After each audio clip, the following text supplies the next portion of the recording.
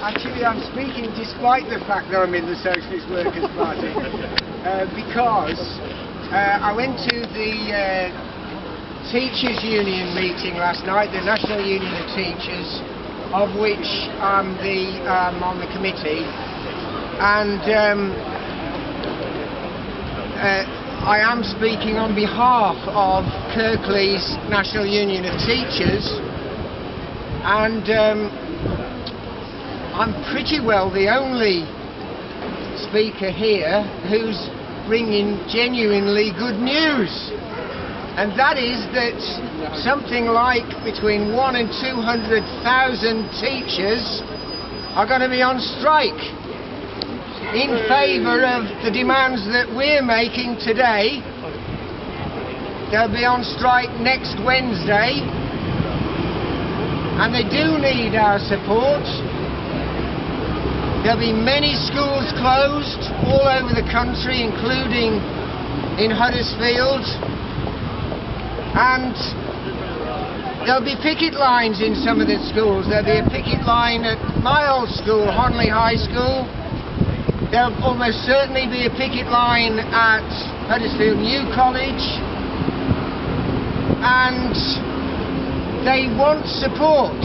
You know, they want as many people to come as they can from before 8 o'clock onwards. So that's very, very important. And the reason they're striking is because of the particular application of all the horrors that have been described already by previous speakers.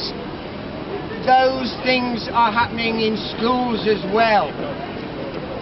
And I won't go into details. You hear the stuff on the news about Gove. You hear about the way in which schools are being turned into businesses. I spoke last night to a very experienced primary school teacher, and she said it's increasingly like a business. She said it isn't what education should be about. And you know, that expresses the feeling of hundreds of thousands of teachers and millions actually of parents. And one of the particular things that I'm wanting to say, which Christine Blower, the union president, has been taking round during the campaign for this strike action, is that although the NHS is very well loved, and quite rightly, and it's right that there's the campaign for it, not even a big enough campaign for it yet, that there is. Education, the education service, the state education, comprehensive education, it actually goes even deeper into the lives of almost every family in the country. Everything that people tend to think of, quite wrongly sometimes, as a family. You know, every child goes to schools, and by and large, people love, or certainly very highly prize and value, what goes on in those schools. And they still highly respect the teachers, despite all the lies of Gove and the press, the BBC, the lies they tell, the constant day-by-day denigration of teachers. Parents and children still respect them, still do as they're told, as I know from my own grandchildren. You know, they bring back what they're being told to do by the teachers, and you know, the same respect is there, and that service has a massive protection in the fact that there are so many thousands of good people keeping it going.